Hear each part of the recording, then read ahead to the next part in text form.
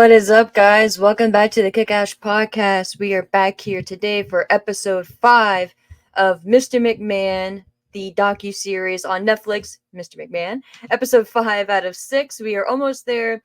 I'm hoping maybe that I'll be able to get episode 6 done today before good old buddy boy Milton makes his way through here, Florida. It's been a interesting week to say the least. Today is God. What day is today? Today is Wednesday. Milton should be here by tonight. So yeah, it's been quite the week trying to find water, gas, all that good stuff. I was able to swing by my local Wawa here and filled up my work vehicle with gas. So we got that taken care of. Found some water yesterday over at Publix. So doing all right. Thankfully, I am not in the heaviest part of where it's gonna hit. My area should be ideally, as wild as this sounds. My area should be just getting hit with like maybe like a category 2 or 3 by the time it makes its way to us. I'm about an hour and a half from Tampa. So yeah. Um, it's kind of a weird feeling. You kind of feel a little helpless. Yeah, it's just weird, and especially I don't know when you have other people to like look over and like dogs and stuff. It's just you hope you're doing the right thing, and it just puts you into check too, and a reminder that all this shit is just material, man. Like it's just wild, Like I don't have a house, I live in an apartment, but it's just wild to think that like you spend, like not to get on this little sappy tangent or whatever, but you spend your days, man, like working hard to buy that house, to pay rent, to buy the things that you want and you need for your life, right? And then when something like this comes along that you can't control, and there's reports out there that the government is controlling the weather. I don't know. I just whatever. Regardless of who's controlling it, it's still whether it's Mother Nature or now it's the government, depending on where you listen to and where you read. At the end of the day, it's still very eye opening, and it's still shitty, and it's still impacting people's lives, taking something that they've worked their entire life away from them. Um, so it's just really eye opening, man. Being from Virginia, we had our fair share of like weather instances. We had like a snowstorm, an ice storm at one point. I remember because I lived in the country, we were without power for like 2 weeks once. But yeah, it's just different, So long story short, I just hope everyone, if anyone's just listening to this here in Florida, you're good. Again, I don't have much space here in my apartment, but I got my little grill, got some food, got my coolers, got some ice. We have a little bit of space here. I do have 3 dogs and a cat, so you'd have to put up with that. But just hit me up personally at ASHMANNS. I I'm not good with social media. Like sometimes I just don't get notifications, but I've been trying to pay more attention to my phone in that regard. So just yeah, if anyone needs anything, I'll do what I can. Um, so yeah, with all that out of the way, we'll get to the fun stuff and get to wrestling. Again, this episode 5, is titled Family Business. And to take care of the business before we dive into that, shout out as always to our friend, I'm going to call him my friend now of the show, Robert Leighty Jr. over at 411 Mania for the transcription and the recap that he did of the series. It's phenomenal work. It covers all the key points in my opinion, and it's just very easy to follow. I've used his work here for obviously this series and then the Who Killed WCW series as well. That's how I found him in 411 Mania to begin with. So definitely check them out over there. Check out the page itself. They have a wrestling section up at the top. It's like the middle tab. Up to date news, breaking news, stuff like that coverage. So check it out. I love it. I put it over every time I can. So shout out to them and to Robert for his work there. And then, of course, I'll throw the link to episode 5 here in the comments in the notes section as well. But at the beginning of the article here, he has also tabs and links to episodes 1, 2, 3, and 4 as well. So if you want to go back and read his work there, definitely do that as well. So, with that being said, now we get to get into the family business. And this had a runtime of 1 hour and 4 minutes, so we may be here a little bit longer, going over everything. So bear with me, guys. I will be having a little bit of my coffee. I just bear with me, guys. Bear with me. But getting into it again, we start off with Paul Heyman saying, tragedy of this tale is that the great success enjoyed by Vince McMahon is due to him rebelling against the miserable first 12 years of his life. Escaping that abuse has been his life pursuit, and he became untouchable and invulnerable to outside sources. He made sure to control his own destiny. So, again, it's, oops, I actually hit the back button. So to catch us up here, if you're not following in chronological order, if you just randomly started on episode 5, that's cool. Hey, what's up? But we are picking up, actually hit that one. Here we go. Load it really quick. But we are picking up, sadly, where off of episode 4 from the Owen Hart tragedy, and Vince in the middle of the Attitude Era. Again, I said what I was going to say about Owen in episode 4, in regards to them to see. Of course, they're going to reference it, right? Like, how can you not, when you're doing this type of story? But I was at least, while I may not be happy with his remarks specifically, but I am at least happy that Vince addressed and actually had comments to say about the situation, and that he didn't just say no comment, brush it off, or I don't want to talk about that, or whatever the situation may be, or the excuse. I like that he at least addressed it. Again, whether or not you agree with what he said, that's a separate thing, but he at least addressed it. All right, so again, that leads us into Paul Heyman discussing the tragedy of everything, and pretty much Vince feeling like he needed to make up for the first 12 years of his life, the abuse, and that he was always either running from something, in my opinion, or running to attain something. Vixie's right here, the cat. She's hitting me, so she makes an appearance. Say hi to Vixie in the comments. But continuing on, David Shoemaker says the only thing we know about Vince's childhood is what he has told people. He brings up the Playboy interview where Vince said he was abused physically and sexually as a child. And that Playboy interview was back in the early 2000s, and I wonder if he being Vince, if he regrets doing that. Of course, he says he doesn't regret anything, but yeah, I wonder if he wishes, maybe if you don't use the word regret, wishes that he wasn't so open in that interview. He brings, okay, we see Vince meeting his wheelchair-bound mother backstage at a show. As the talking heads keep going, it was insinuated that the sexual abuse was at the hands of his mother. Yeah, and of course, obviously, like, I don't fucking know more information, right? But, and again, I'm debating on if I even want to get into it right now. But it's one of those, or it can be said to be one of those things where the saying is hurt people,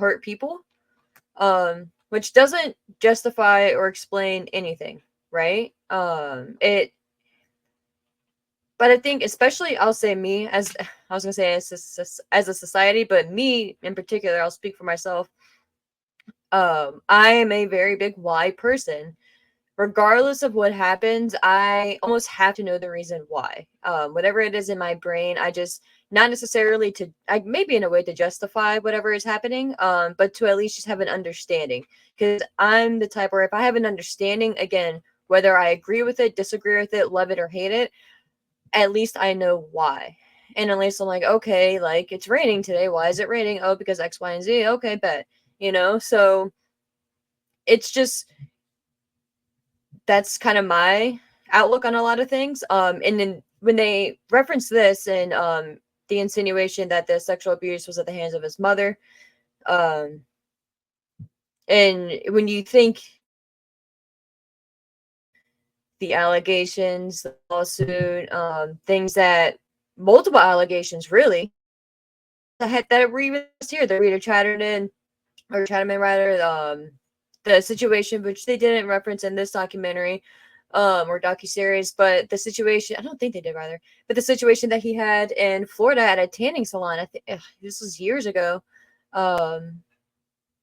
maybe like the 2010s, maybe, but it was maybe somewhere in Tampa or South Florida, I don't know, somewhere, but Vince was accused of, I think it was like exposing himself, or like essentially like propositioning the worker for certain things.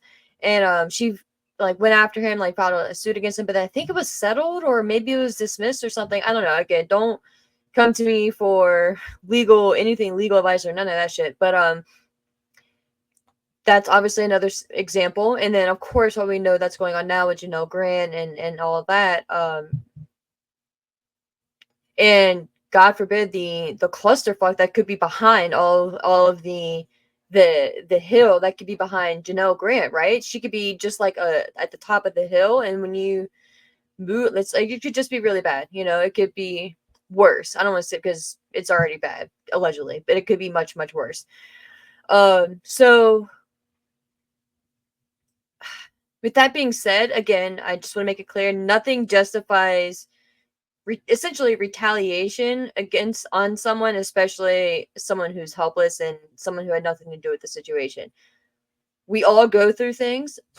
Obviously, some of us go through things a little bit more difficult and a little bit, or maybe a lot more serious. Sorry, the cat just started randomly attacking something at the worst time, right?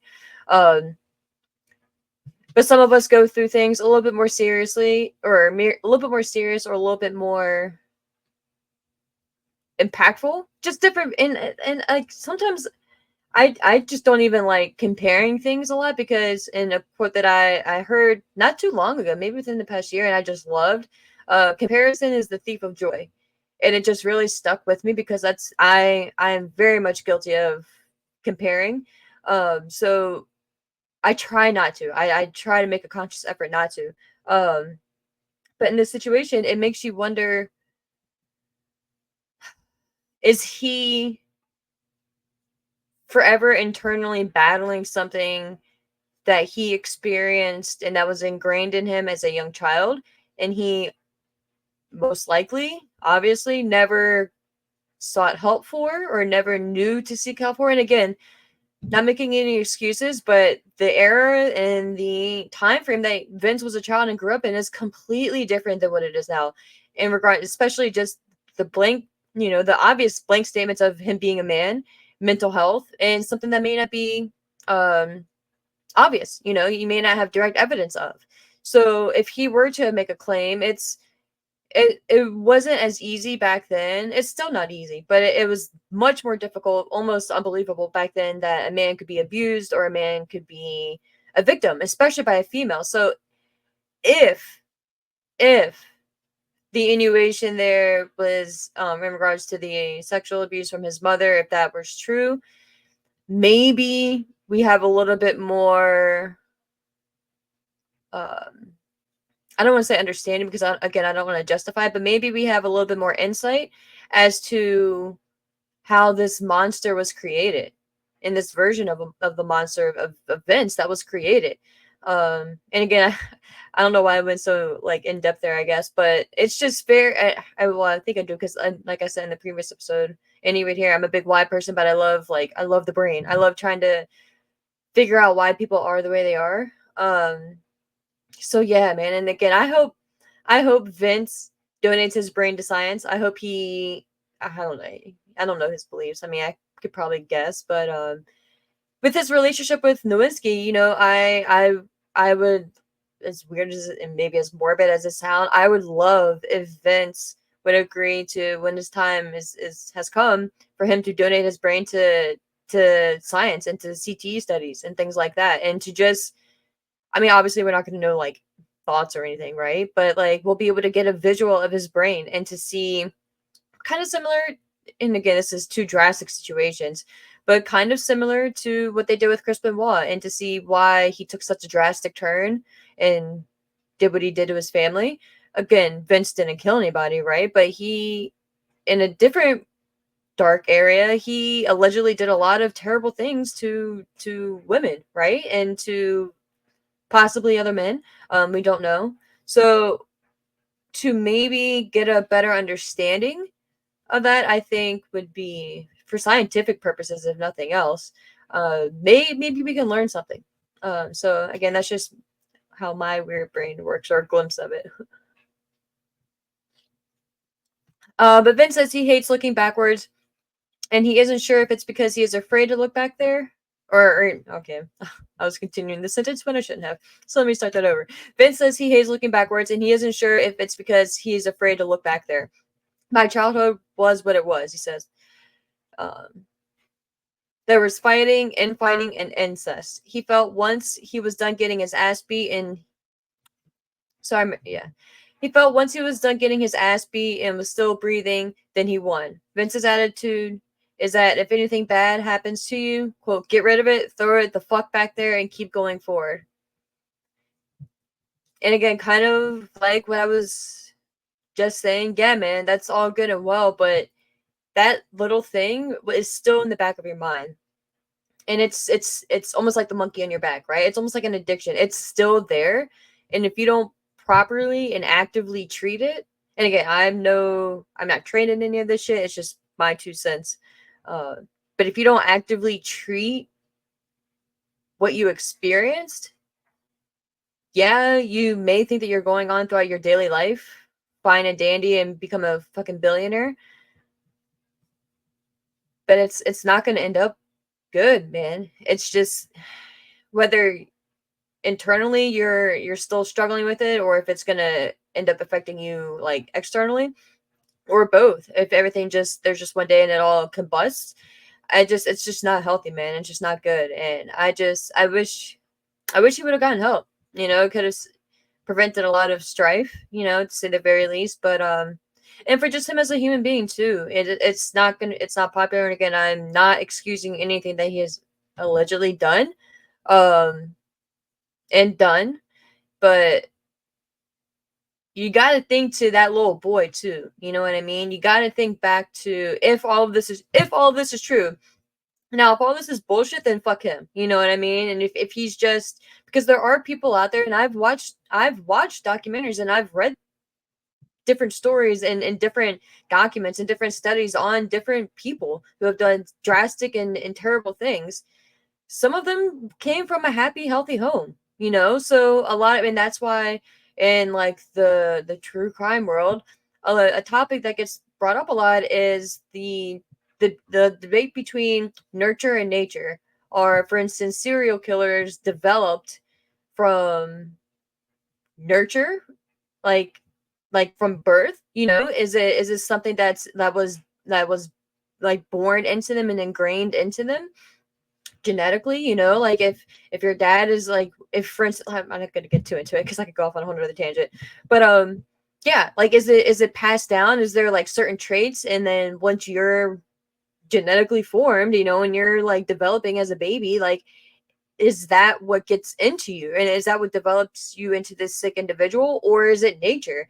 Is it you could be born completely fine and come from a wonderful family, like to the T, right? The stereotypical American family, right? Picket fence, all that good stuff. Parents don't even raise their voice at each other.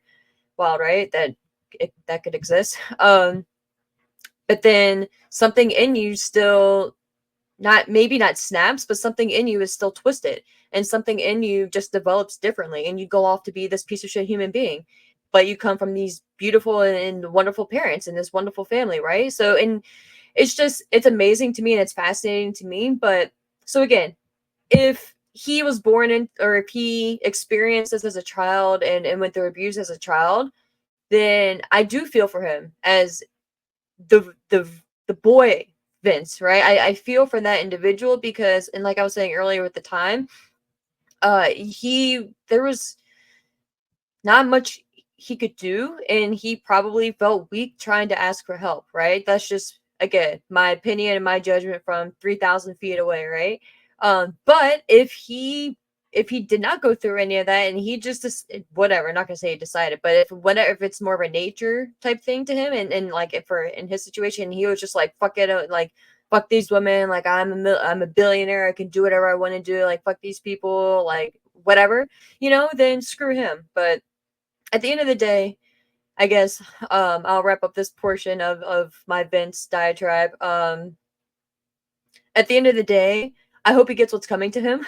If it's proven to be true, everything that Janelle Grant has said, any more information we get, any of that, he deserves to get what's coming to him. But I do I hope that he mentally gets the help that he needs, but I hope he pays the rest of his days in jail, and I hope he gets the highest severity of whatever the punishment. I hope he gets that, right. And it sucks to say, but it is what it is, you know. It's you don't there's and at the end of the day too, you get to a point where it's like fuck it, you know, like yeah, I've been through shit in my past, but like you have to man up to it, you know. You have to own up to it and be like, I'm not going to continue to do this. But if you don't make that conscious decision and you're just like, no, fuck it, like woe is me, like I'm forever the victim and everyone owes me, and you know I'm a billionaire now, like I can do what I want, then fuck you, man. You know what I mean? So it can go both ways. There's my however long diatribe in regards to the whole Vince McMahon depravity, uh, history, childhood, all of that stuff wrapped into one. God, he's just so fascinating in the most fucked up way, you know. It's such a shame. We continuing on, we see Shane McMahon and Stephanie McMahon meeting backstage and watching things from the gorilla position. We go to archive footage of Shane and Stephanie being interviewed. Present day, Shane says being Vince's son meant he grew up in a pretty strange world. I can only fucking imagine, bro. Only imagine. We see video of Shane working out in the ring at WrestleMania 9 before the fans arrived. Shane just wanted to be there and soak it all in. He had a time where he swept the ring, took jackets to the back, and had a brief run as a referee, which I completely forgot that he was a referee. It's wild. He eventually became an on-screen character as the heir to Vince, and he would take ass kickings before the hero would get to Vince. He says he always wanted to be involved in the ring since he was very little. So almost damn near the same as Vince, right? Copy and paste. Vince looked up to his father, Shane looked up to Vince and wanted to follow in his footsteps. So damn near identical there. And again, man, it's just so to be a fly on the wall at some of their family dinners in the past and holiday celebrations and like, oh my god, like whew. Stephanie says things were larger than life growing up, and we see a very young Steph in pictures with Vince, Hulk Hogan, and others. 1999, Stephanie was a beautiful woman. And then Robert says, I mean, she is still beautiful, obviously, and had that girl next door look. Shout out to you, Robert. Good inclusion there. But yeah, and Stephanie is very pretty. It was weird though because like when she was first starting out in like 99, she had such a baby face. Like she looked so young. Like I mean obviously you knew she wasn't like a child or like even a teenager, but like she just gave off such like an innocent baby, like just like a innocent girl vibe. And it was just, and that's why her heel turn just hit so much differently too. It was like night and day. But man, like I just remember, especially like it was kind of cringe, like watching this and like seeing how young she was, and just like wow, like golly, like whew. We jump to the angle where Triple H slips something in Stephanie's drink and then marries her in a Vegas drive-thru wedding while she was unconscious. The crowd turned on Stephanie and started calling her a slut, and all Vince could think was, "This is money." Yeah. Vince says he had a huge smile on his face as Stephanie became a great heel and she was willing to do anything. Stephanie says she was on board to do anything Vince wanted, and looking back, there are things she can't believe she did. The producer asks if she felt it was weird that her dad asked or was asking her to do some of these things, and she said yes. Sometimes I thought it was weird, but it was a different time in our business. And there is one, I don't know if it's transcribed here, but there is apparently a story where or Stephanie was asked if there's a situation or had she had ever said no to Vince, and there was like one or two and she was just like absolutely not. And I think I remember watching or hearing a clip of something where maybe it was like Shane or Triple H had mentioned it was like Vince wanted to do like an incest angle with Stephanie, and then Stephanie was like, or I was like, they would have had it like a child would be involved, and then Stephanie was like, that would have meant I would, or no, maybe it was. I think Vince pitched to have Stephanie and Shane have like an incest angle, and then Stephanie had made a comment like that would have meant I had sex with my brother, or some shit like that. God, if I can go back and find that clip, I will remember what it was from. My memory, man, I just have like a weird fucking memory, but she will mention it, like say exactly what it was, and weirdly, and maybe not weirdly isn't the proper word, but maybe now we have an understanding as to why is what I'll say. that storyline was even a thought in Vince's mind. Continuing on, Triple H says the family part of everything is the craziest. Steph and Triple H were paired on WWE TV and they were together every day. Stephanie was not allowed to date talent, but says Vince ironically pushed them together. Vince says Triple H is a great man and they were friends. He would tell Steph that she needs to find a real man, someone like Triple H. Shane was very much against them being together and says the main thing is don't date the boss's daughter, which I feel. Vince felt it made sense for Stephanie to date and marry someone like Paul, Triple H. Triple H brings up the idea of having Steph and Paul have their wedding live on a pay-per-view. Stephanie shut that down quickly. Good for her. Apparently, Vince told her she was selfish and then he booked a street fight against his daughter 6 days before the wedding. Stephanie says Linda threatened Vince with divorce if anything happened to Stephanie. It's still wild. We have Vince beating up his daughter in a wrestling. Yeah, Paul, Jesus Lord. Robert says it was still wild that we had Vince beating up his daughter in a wrestling pay-per-view. Yeah, right. And he even strangled, like, had a bar and like was trying to like strangle her or like choke her at one point. Like, come on, bro. Triple H said, yeah, it was wild. Also, not shocking, there's no mention of China and Triple H. Yeah. Oh my God. Yeah, thank you, Robert. There's also he's talking to me. There is no mention of China at all. Wow, holy shit, just China, period. And then China and Triple H's relationship. I kind of get that, but like no mention of China at all. Wow. Completely forgot about that shit. Well, not forgot, but didn't even realize that. Wow, holy shit. I mean, and if you guys, for whatever reason, if you're a little young and you didn't watch this back in the day, the way Triple H and of course on TV, they got married through a drive-through wedding. He drunk her drink, and they went through a drive-through wedding in Las Vegas. Stephanie was sitting in the passenger seat, knocked out, kind of like that. Triple H had his arm over her, kind of over the chair, driving, of course. And they went through the drive-through, and I think the lady in the drive-through window, she was like, "Wait, aren't you that guy or that wrestler or something?" Like it was cute. But yeah, go back and find that clip. It's different times. I'll say different times. Dave Meltzer says the kids became popular performers. He moves to Linda, the kids, Shane and Stephanie. He moves over to Linda and puts over how important she is to the company. Bruce says Vince was the boss and Linda was the second boss. Vince handled the wrestling and Linda handled the business side. Vince says his mom introduced the two of them, and they were 16 and 13. It's not referenced here, but they were 16 and 13 when they met, which is just wild. It's just kind of funny because my grandparents had met when they were 9 and 7, I think it was. And they were married until death. So shout out to them. My good old me mom and papa. They got me into wrestling. I used to watch wrestling with them all the time, especially my grandma. She went to some shows with me. Shout out to them. They raised me. They were the best people ever, man. The world, too good for this world. I'll say. We see the fighting McMahon's on WWE TV, and Stephanie says Linda hated being on TV. Linda says she is least comfortable in front of the camera, and Vince says she wasn't a good actress, but she knew it. He says she was a great character for what they needed, and she was. You could tell she didn't want to be out there, but she fit the role perfectly in that sense. Now enters Trish. Trish was a fitness model and used that as a way to get into the WWF. She was a fan of Wendy Richter and her rise with Cyndi Lauper. She says when she arrived in WWF, the women were mainly there for sex appeal. Her first real storyline was being Vince's mistress. Trish was an absolute smoke show, and I mean that with all the respect in the that just popped up in the world. That's what Robert said. I was more of a Lita girl, you know. Lita was my smoke show. Like golly. But yeah, Trish was very pretty as well. We see Trish grabbing Vince's ass, and Vince laughs as he got to kiss Trish in front of his wheelchair-bound wife. What a fucking visual. Trish says Linda was super cool about it and had the idea for Trish to kiss her on the head during one segment. Linda says the entire story was all about emotion.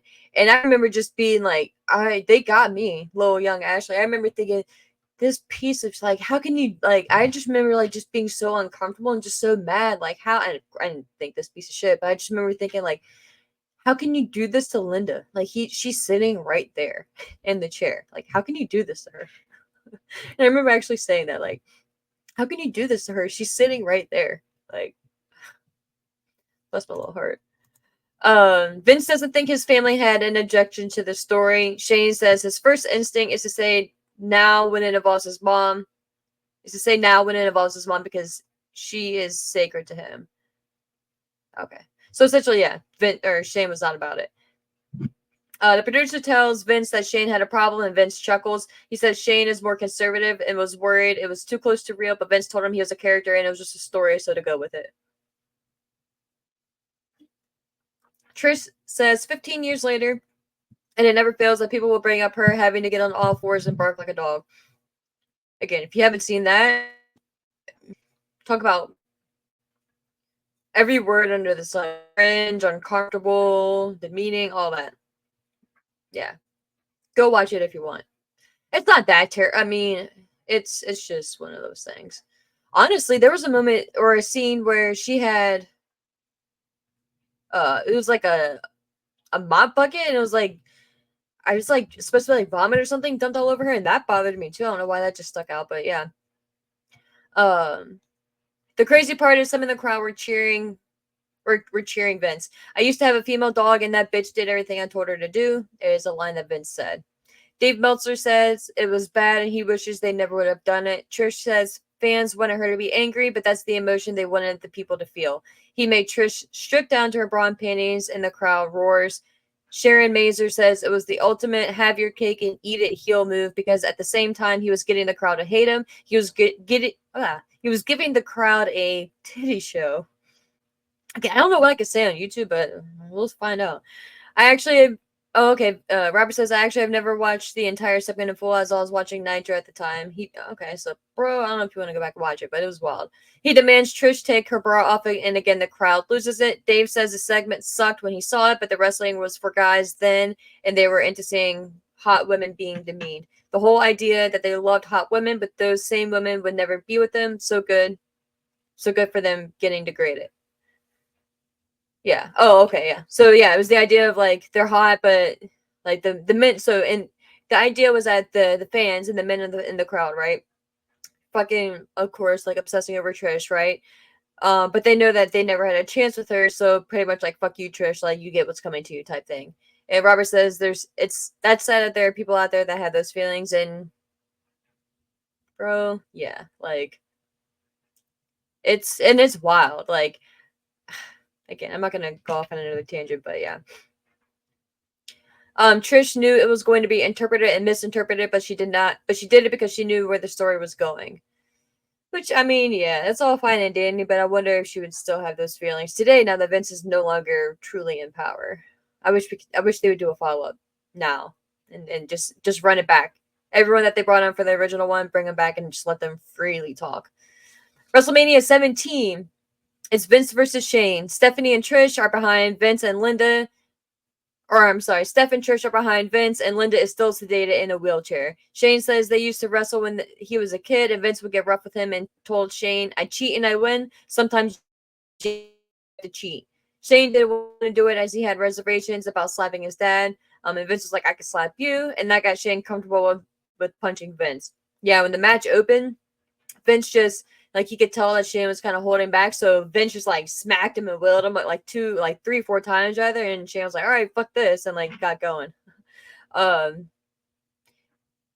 Yeah, it was a fucking great match. If you haven't seen that match, though, go back and watch it. It was the whole story was great. You know, some shit like went to extreme lengths, but like it was great. They had a total car crash spectacle brawl, and it was awesome and tore down the house, is what Robert says, which agreed. Trish turns on Vince and slaps him in the face to get revenge, and then the culmination of the story is when, and Mick Foley was a special guest referee as well. Shane is down on his knees, and Vince is standing in the middle of the ring. He has a steel trash can over his head, like he's about to just wail Shane in the head. Linda is sitting in the corner behind Vince on a chair, because Vince told her to get in the ring, like brought her in the ring, all this stuff. All of it, like when Vince is still standing in the center of the ring, about to hit Shane, all of a sudden Linda stands up, and all she did would stand up. She hadn't even changed her facial expressions yet. This woman stands up out of the chair, and the crowd loses. In Houston, they're at the Houston Astrodome, Houston something dome. um, the fans lost it, and then Shane, he's still like on his knees, kind of like coming together, and he just points like that. And Vince gets a shocked look on his face, still holding the chair or the trash can above his head, turns around, now makes eye contact with Linda, and Linda just kicks him right in the nuts. And it's just fucking great. Fucking great. If you haven't seen it, you gotta go back and watch it. Dave says, for Vince, nothing was off limits and he was good with anything that could draw money. Bonnie Hammer says Vince was a master at blurring storylines and would push the envelope. Which is Sable and Dave. And Dave said, or Sable and Dave. We jump to Sable, and Dave says she was one of the most underrated characters they had. She would draw massive ratings for her segments, and the only one Dave can remember that did better was Austin. Sable left at the peak of her popularity and sued the company for $110 million. She even appeared on The Tonight Show to discuss why she was suing the WWE. Archive footage of Vince saying he didn't ask Sable to do anything he considered degrading. The producer asks Vince what he remembers about the lawsuit, and Vince doesn't remember anything about it. Conveniently enough, it's a blur, and all he knows is Sable came back to work.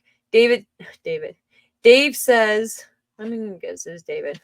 Dave says Vince will do anything if he thinks it's right for business, and that's even bringing back someone who sues him. Yeah, Vince will give a shit. It's a write-off. Vince seems caught off guard when the producer brings up Sable coming back and having a storyline affair with him, which again, props to the producer for doing that. We learn for the first time Heyman is off camera behind the producer as he laughs back storyline. We see Vince making out with Sable over a fallen Stephanie. We learn for the first time Heyman is off camera behind the producer. I don't recall that part. I don't know what he means by that part. I think I missed something there. We get to the Playboy interview where Vince talked about having different affairs. Vince says he wasn't playing a character in the interview, and he answered the questions honestly. And we see text from the interview splashed on the screen. Vince says, as a human being, he is not who the Mr. McMahon character is. And that was kind of what he said in his statement right before the series dropped on Netflix too, that he was pretty much pissed off with how they portrayed him. Which, okay, buddy. Paul Heyman says Paul Heyman says Vince only has one true monogamous relationship in life, and that's his relationship with the wrestling business. That business is his master, and the business owns him. He serves it with his heart, passion, and life, even if it hurts the feelings of his wife, kids, father, or even his own. And that couldn't be more spot on. We jump to Vince taking the WWF public. He says it made them legitimate and brought in a lot of money for the company and let them go into the casino and restaurant business. They could invest or reinvest in the company and look at other avenues that could help. And I wish they would have asked him about, I guess it's not even important now with everything else that's happened, but WWF New York. I remember watching as a kid thinking that was just the coolest thing ever, and I was just dying to go, and then it closed down. But I had this mug. I got it for Christmas, and all my stuff, whatever. But it was like one of those like tall mugs, and it was just the WWF logo, that scratched W and the F logo, from the Attitude Era, and then it just had New York. And it was I just loved it. But yeah, man. Over in WCW, they were having Viagra on the pole matches. Brian Gewirtz, WWF writer, and like BFF with The Rock, says they would laugh at what WCW was doing. Pritchard says it felt like WCW wasn't even trying, and Booker says the guys were fighting hard, but they didn't even have the right people in charge. Booker says Eric did a lot right, but also did a lot wrong. Bischoff understands why someone would say that, but they also don't know what was happening behind the scenes. They discussed the AOL Time Warner merger and how they were telling Eric how to produce wrestling. They saw wrestling as lowbrow entertainment, even though it still brought ratings. Dave shoots back at this as it was a crutch, as WCW was putting out terrible product. He continues that the ratings were dropping and they were losing money, so they wanted to sell. They made a call to Vince, and he wanted to buy WCW. Vince thinks about how Ted Turner wanted to squash WWF like a bug, but that didn't happen. Dave says Vince paid $2.5 million for WCW and has made that back 1 million times over.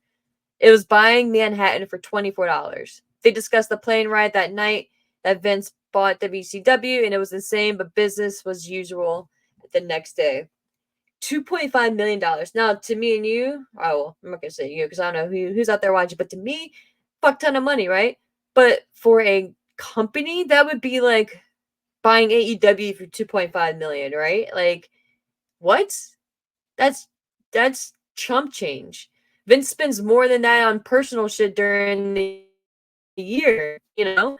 Like, oh my god. Talk about a steal.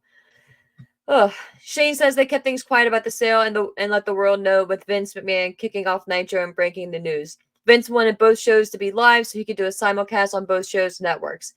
Eric says he was tipped to watch, but he couldn't do it, as Obi finally admitting that he was beaten and he couldn't do it.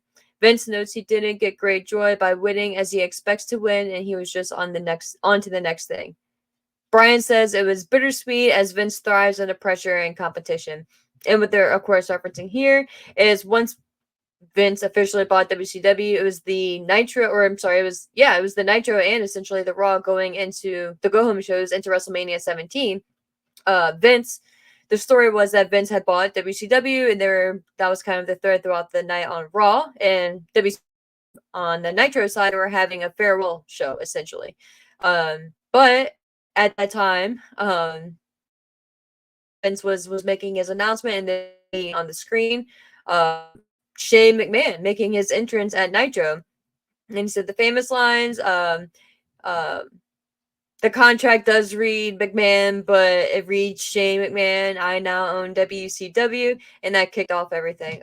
It's a great line. You know, a lot of people hate the Invasion storyline because it could have been so much better, and of course it could have been, but I just remember loving it, and I still do. I still go back and watch the Invasion pay-per-view. I still watch Survivor Series from that year, 2001. Right? Yeah, pretty sure it's 2001. So I think it's fine. You know, winner takes all. Again, young Ashley thought it was just wild, and I didn't know what I was watching. Knowing what I know now, like, of course it could have been better, but you know, whatever. Incoming is the XFL. How do I phrase it? Yeah, a little pop up there. Vince says he didn't know much about forming a league, but wanted to play football in the spring, essentially he wanted to have a football league playing in the spring when the NFL was during the off season.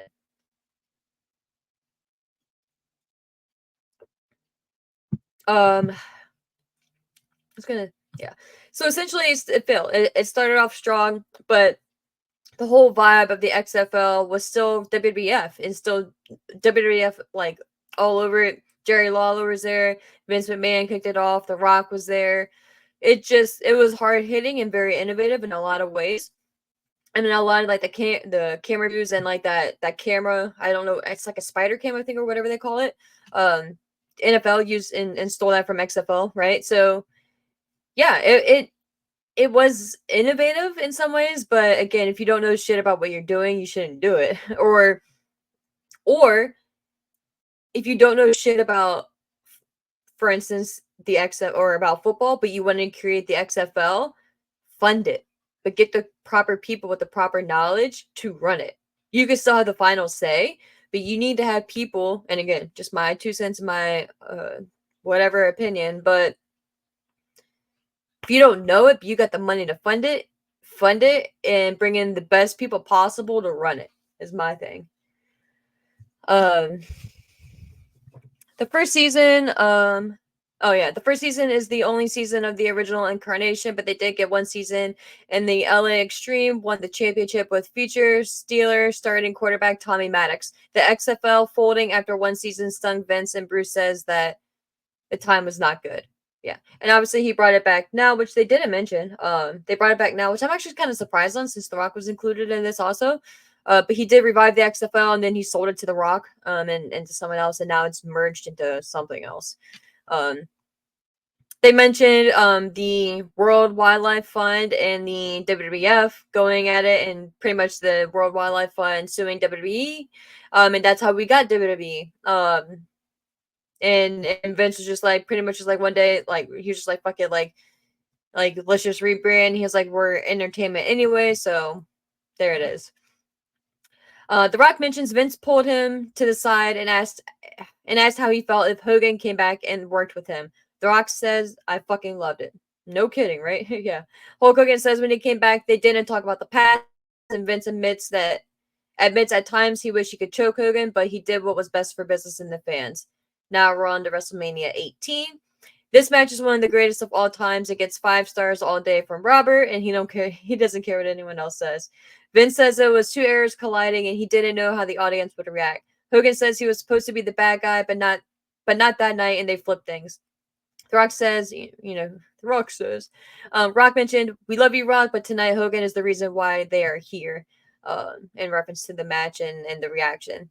Rock gets the win, but notes the real winner was Hulk Hogan. Hogan says he trusts Vince more now because he knows Hogan can no longer rip the shirt off and bring 100,000 people to the stadium. Oh, okay. Yeah, whatever. Fuck Hogan. My personal opinion. We see Vince bringing Eric Bischoff into the company, and Dave says people who burn bridges with Vince likely get a better deal when they are brought back. Bret Hart comes back to the company as well, and Vince repeated that in the business, and repeated that he is in business and does what's best for business. And I will give him that. He may hold grudges, but you never know because you just in some sense, in some scenarios you would never know, but in some you would, depending on how they're portrayed on TV and what they're who they are. Dave says the WWF was white hot from 1999 to 2002, and then without WCW to push them, creative started to fall. Steve Austin says he started to get frustrated with creative and the direction of the company and bashed the company on Bite This, which was like a little, like kind of like a podcast back in the day, and decides to ride off into the sunset. The Rock hits it big in Hollywood, and he is out the door as well. So that was the infamous Austin was mad with creative, didn't want to lose to Lesnar on a random Raw, I think in the King of the Ring tournament with no build, and just said fuck it and took his ball and went home, quote unquote, right? And then we fast forward to the infamous promo where Vince tells the Raw roster he wants to see ruthless aggression, so we'll be getting John Cena, guys. They were searching for someone to step up and take the spot of Austin and The Rock. Vince says, I'm looking for someone who is like, I'm the fucking guy. And John Cena says he was not there for the Raw speech, but was backstage at SmackDown and Undertaker couldn't make the show. Someone suggested Cena get the shot, and that was his first televised match on the main roster. Cena says the ruthless aggression era was a transition as they tried to bring in realism. He says guys were using their real names and they were getting cut loose, and they were getting to cut loose more in the ring, rather. He says he was interesting. It was nearly fired because of how bad he was. He wanted to have fun and he figured he was on the way out, so he was just like, fuck it. He heard the boys rapping on the back of a bus one day when they were in the UK, I believe it was. And he just joined in. He started just shredding all of them, and he didn't know that Stephanie was on the bus and she was sitting up towards the front. And she was like, would you want to do that on TV? And he was like, fuck yes, I would. And that's how the rest is history, right? Back to Mr. McMahon. We see him making people kiss his ass, mocking God in church, and pushing a kid down the steps in a wheelchair. We see Katie Vick as well. Long live Katie Vick. Triple H says there were things that went too far, but Vince made him do it anyway. Trish says sometimes people would get punished if they didn't do something if they didn't want to do something. She brings up that Vince wanted her to make out with a woman, and she didn't think that was best for her character, and then lost her title next week, which was to Mickie James at Mania 22. So I guess she didn't want to make out with Mickie James. Which is weird because, okay, first there was like because the way Mickie James got introduced, and assuming it was Mickie James, okay, but Mickie James was brought into the company, and her character was like that crazed stalker fan of Trish. She was obsessed with Trish Stratus. Fucking love the story. I remember it. And the WrestleMania 20. Oh no, it was Mickie. Okay, never mind. I was gonna bring it. Never mind. Anyway, Steph doesn't want to tell the one story that she refused to do. So here we go. Vince has no problem telling it though, and he even chuckles as he says Steph was pregnant. Oh, okay. Fuck, I could completely spaced out on this. And he even chuckles as he says Steph was pregnant, and the idea was that he would be revealed as the father. He thinks it was something like that. And he was like, no, that one didn't make it. Okay, damn, I was right. So he did. Okay, so either he thinks it was something like that, but I think I remember hearing something or maybe it was her father. But I remember Stephanie saying that would have implied that I had sex with my brother or my father, either one. I think we have a little bit more understanding as to why this angle was even pitched, is all I'm going to say. Ugh, God. Vince says he was harder on his kids in the business than anyone else and that he wanted them to be better than anyone else. You're McMahon, you step the hell up. Steph knows Vince was harder on Shane than on her, and Triple H says business and family is never easy. All you have to do is look at Shane. Yeah, man. Bonnie never understood where Shane fit in over the years, and she always viewed him as the black sheep of the family. Dave says Shane always figured he was next in line and wanted his dad to buy him a company so he could prove he could run one before taking over the WWE down the line. Shane mentions the UFC had gotten into financial problems and came to Vince to see if he wanted to purchase the company. Shane was all over it and pushed his dad to buy, as he saw it was a plug and play. Pretty much just like a moneymaker. Vince didn't like the business model and they didn't create characters. Once you were beat or hurt, your career was over. We are in a show business and that's a sport. So the difference is in Vince's eyes, which is true, essentially. Um, yeah. UFC blew up and Shane knows that they had missed out, but Vince doesn't regret it and says Shane would have made more money and invested. And says Shane should have made more money and invested it himself. Fuck off, bro. Yeah, you what if your dad said that to you, man, right? Heyman brings up a fight between the two over creative, and this was interesting. He says the fights between them escalate quickly. Vince handed a knife to Shane and told him to stab him in the heart, as that was the only way he would be in position to make that decision, and if he didn't stick the dagger, then he knew he wasn't man enough to do it. The other option was to buy him out, and if I don't get out of your way, be prepared to get rid of me like I had to get rid of my father. What the fuck? So essentially he's telling Shane, like, fucking kill me, bro, or pay or buy me out. In here, Shane decided to leave the company, and Vince says Shane was they grew apart more, and Vince was went, so Shane didn't want to see things implode with his father, like on a personal level. So that leads us to where Shane left the company. They even announced it on their website at the time. I believe Shane went to China, or if he didn't go to China, he created a business with like a Chinese partnership or essentially or something to that effect. And did well for himself, you know. He was gone for I believe like 7 years or something, and then ended up coming back and got a great reaction and a great surprise ovation. I think it was in Denver, if I'm not mistaken, when Vince was like presenting some award, some BS award to Stephanie. Uh, yeah, but yeah, it was Shane's an interesting fella, man. Vince notes everyone has to know their place, and Shane's vision may have worked, but this is his business, so it's his vision. He advises anyone not to bring their family into their business, and then we close with more scandals on the horizon. The next credit that we see, or the next infographic rather, is in 1999, Rena Lesnar, which is Sable, settled her lawsuit against Titan Sports WWE. So yeah, that was the end of episode 5. I'm going through Robert's notes here and I'll kind of gloss. Let me see. Yeah, he mentions he's happy that we went over Vince's childhood as well, which I agree with. Which for the reasons I said earlier.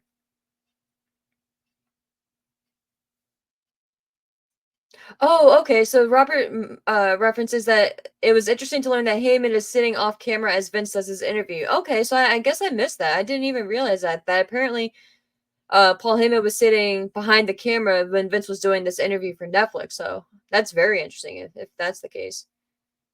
Um,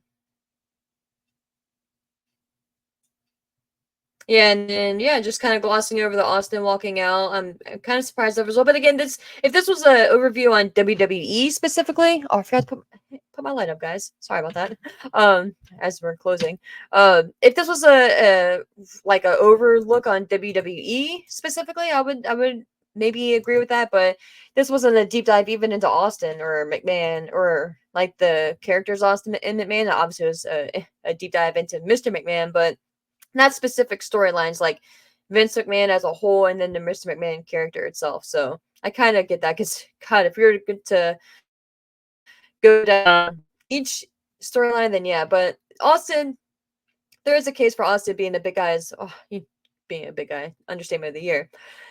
Being the star he is, to reference that as well, more in depth why he walked out. But it was more creative, you know, it wasn't anything scandal wise or anything. It was more creative, so I kind of understand that. I would maybe kind of wonder why they didn't dive into more details with Sable, but he says he doesn't remember, so whatever, you know, I roll. But yeah, now that is the end of episode 5. We are on to episode 6, which is the finale. We are almost there, guys. I'm going to try to maybe do this one tonight, or depending on how the hurricane goes and everything, if we have power at some point. But thank you all so much for watching. Again, if you want to go over the article that I just referenced, it's 411mania.com, Robert Leighty Jr. I'll throw the link in the show notes here as well. Feel free to follow me on Twitter at @kickashpodcast_. You can follow me personally at ASHMANNS. And again, if all my for all my fellow Floridians out there, seriously though, please be safe. If you need anything, I'll reach out to me on Twitter at ASHMANNS again. I'll do what I can. But yeah, guys, stay safe out there, and until next time, enjoy some wrestling, and we'll talk soon. Take care.